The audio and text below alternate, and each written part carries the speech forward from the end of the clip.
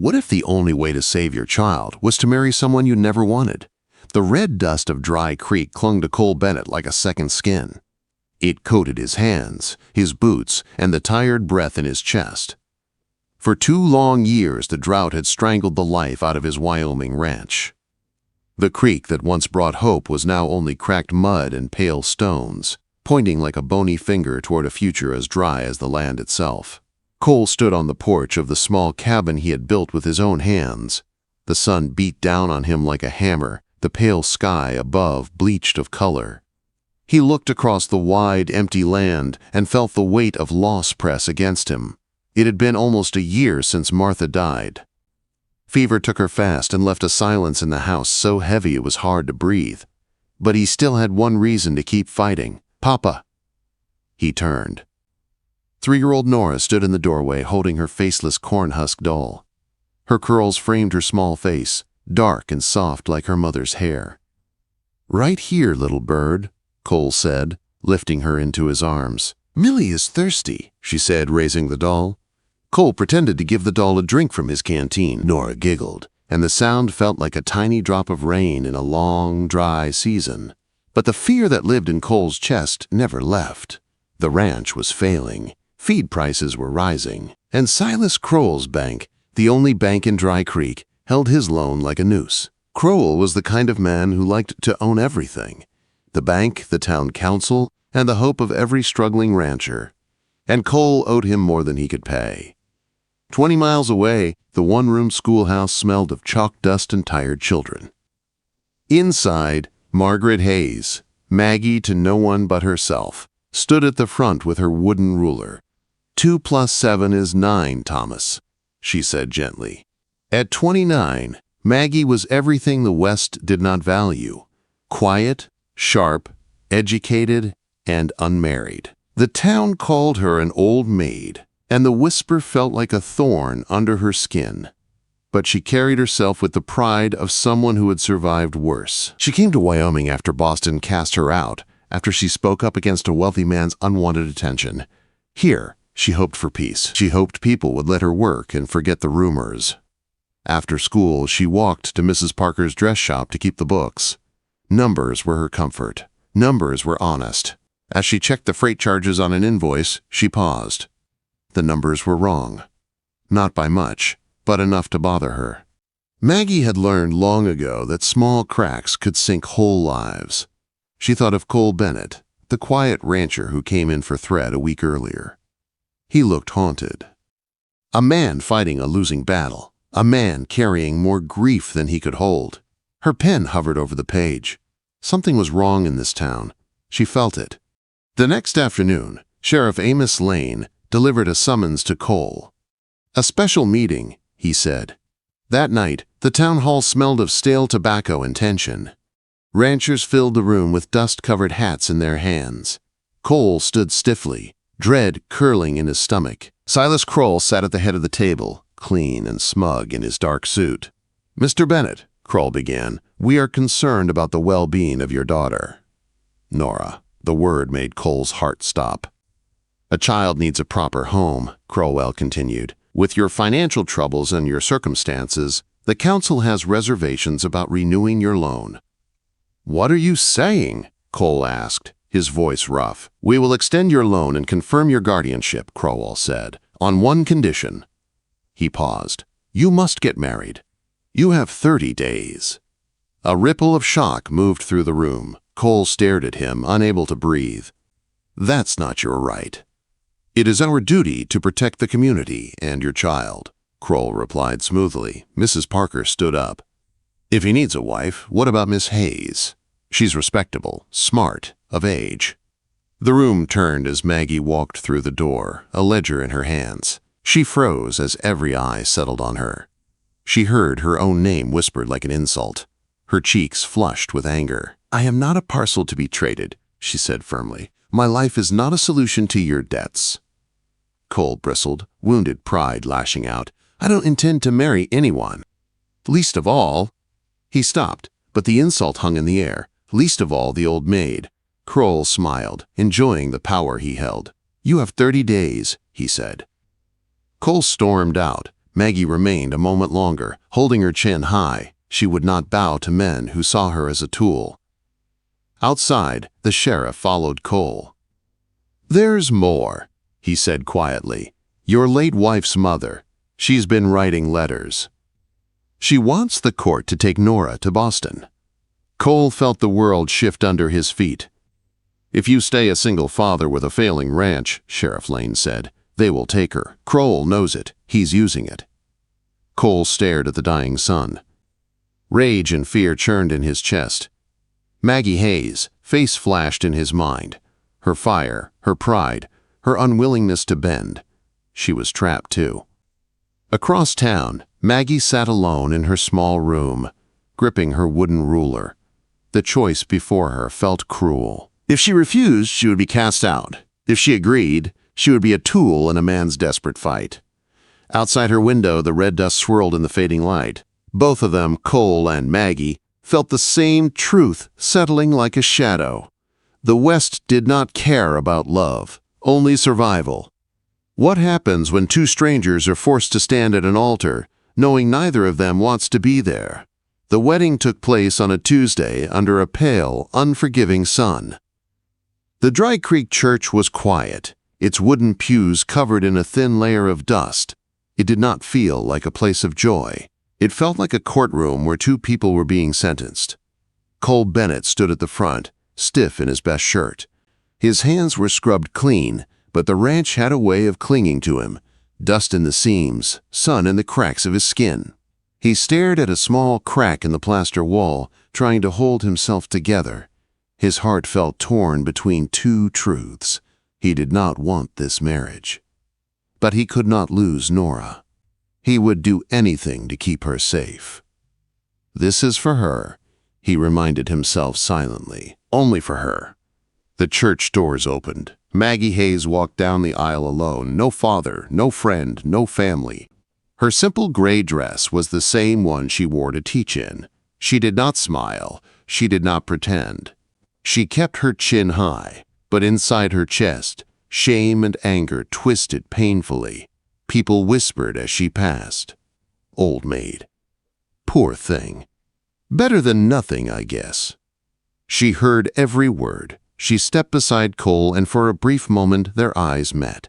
His were full of tight resentment and helpless frustration. Hers were full of wounded pride. Neither wanted to be here. Both felt cornered. Reverend Pike began the ceremony. His voice wavered as he spoke words meant for love, not desperation. "Do you, Cole Bennett, take Margaret Hayes?" "I do," Cole forced out. His voice was low, empty. "And do you, Margaret Hayes?" "I do," she whispered, barely louder than the rustle of dust. "You may kiss the bride."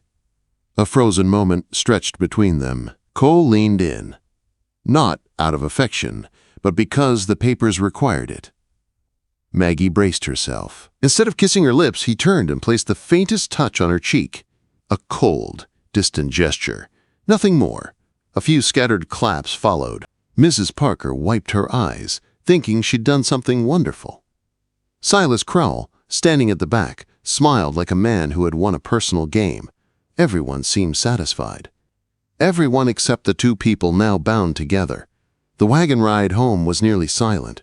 Only the squeak of the wheels and Nora's soft breathing filled the air. The little girl sat between them, clutching her doll, unsure of what had changed. Cole stared straight ahead. Maggie kept her hands folded tightly in her lap. When they reached the cabin, Cole carried Nora inside. Maggie followed, holding the single carpet bag that carried all she owned. The cabin was neat, sturdy, and painfully bare. A house that had lost its warmth with the woman who once filled it. Cole looked at her, his voice flat. "We need to set terms." Maggie lifted her chin. "Then say them." "This isn't a real marriage," he said. "It's a contract to keep my daughter safe. You'll have your own room. You'll help with Nora. You'll keep the house. That's all." Maggie listened without flinching. The words stung, but she refused to show it. "My terms," she said evenly, "are that I will teach Nora as I see fit. Her education is mine, and I will keep my bookkeeping job at Mrs. Parker's. The income is mine.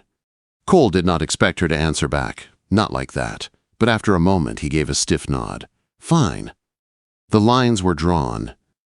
The next days were quiet and painful. Maggie tried to organize the kitchen. Cole moved everything back. It was where Martha had kept it.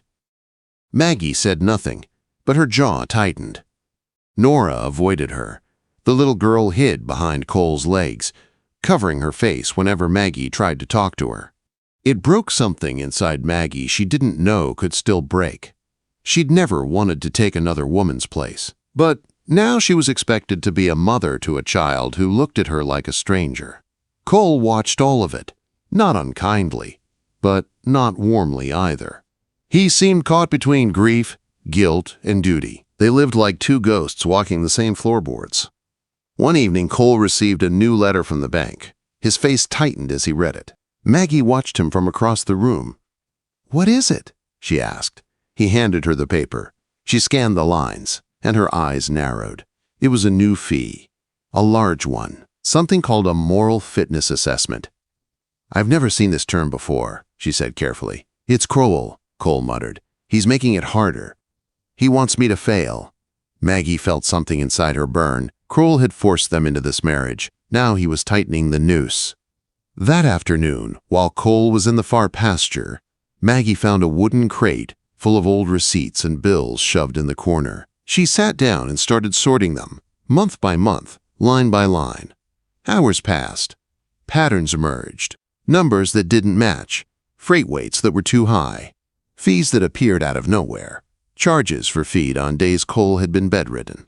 It wasn't an accident. Crowell and Jed Cutter were stealing from him. That night the wind howled outside, rattling the windows. Cole sat by the fire, staring at the glowing embers. The bank letter lay at his feet. Maggie sat at the table under lamplight, her ruler tapping the edge of the ledger as she crossed numbers. Finally she looked up. "Cole," she said quietly, "you're being robbed." He glanced over, tired and wary. "By who?" She held up a stack of receipts. "By the men who forced us into this marriage." The fire crackled. The storm wind whistled through the cracks. And between them, for the first time, something shifted. They were no longer enemies. They were two people trapped in the same fight. What if the first moment you truly see your partner is when your child's life hangs in the balance? The weather changed fast in the Wyoming territory. One afternoon carried the heat of summer. The next felt like winter clawing across the plains. Cole saw the clouds gathering early, rolling in heavy and dark. A storm was coming.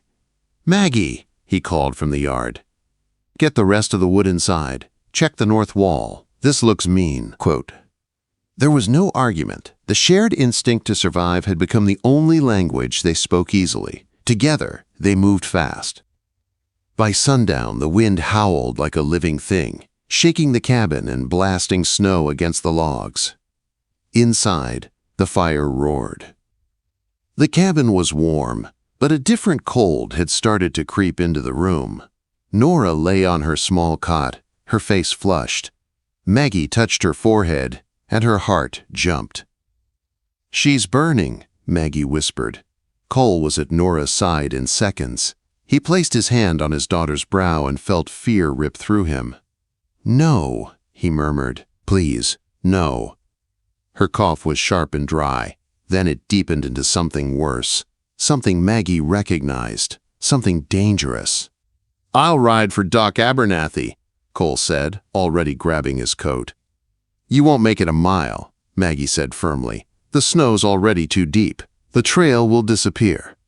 "I have to do something," he said, his voice breaking. "I can't lose her, too."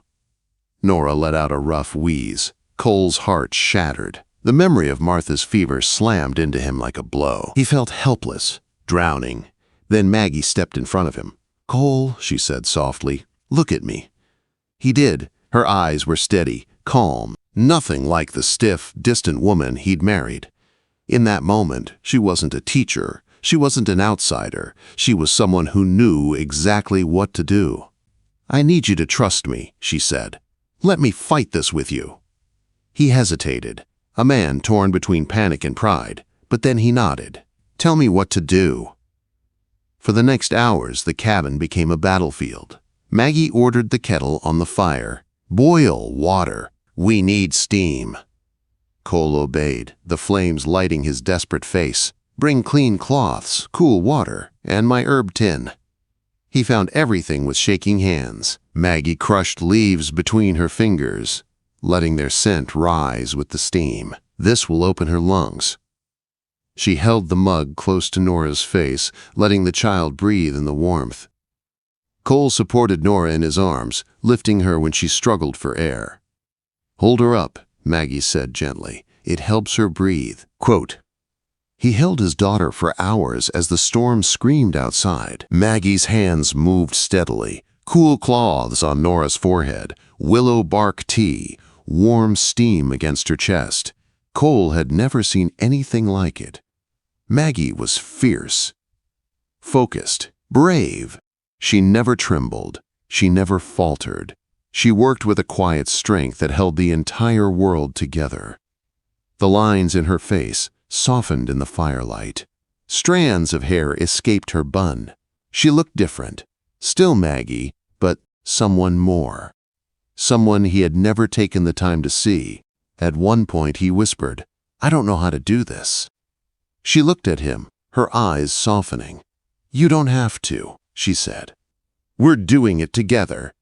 Hours passed like days. Then, near dawn, the harsh rasp of Nora's breathing eased. Maggie touched her forehead. "It's breaking," she whispered. "The fever's breaking." Nora's breathing grew deep, slow, gentle. Relief crashed through Cole so hard he nearly staggered. He sat down, his face in his hands. His whole body shook. "Thank you," he rasped. "Maggie, thank you." Quote. She said nothing, but the look in her eyes changed everything. Respect, understanding, something deeper forming beneath the ashes. When the storm passed, the world outside glowed white and clean, but trouble waited in the silence. A section of the corral fence had fallen. The cattle were gone, scattered in the night. "I have to go after them," Cole said. "I'm coming with you," Maggie replied instantly. He opened his mouth to argue, then closed it. The night before had shattered the wall between them. He knew her strength now. They saddled 2 horses and rode into the snow-covered wild. They found the herd hiding in a sheltered canyon. Together, they pushed the cattle back toward the ranch. Maggie rode strong, sure, fearless. For the first time, they moved as partners. By the time they returned home, dusk painted the snow in soft colors. The cabin glowed with firelight. Nora slept peacefully. That night, the silence between them was different. Not cold, not angry. It was warm, gentle, full of something new. Days later, the truth came out. The bank had been bleeding Cole dry. Maggie proved the fraud with her careful bookkeeping. Together, they faced Crowell in his own bank. Together, they exposed the lies. Together, they stood strong when the town turned against them. And together, they survived it, not as strangers, not as a forced match, but as 2 hearts learning how to beat in the same direction. And when Cole finally stood in front of the whole town, defending her, choosing her, his voice didn't shake. "They forced the rancher to marry the old maid," he said, "but she ended up owning his heart forever." And he meant every word.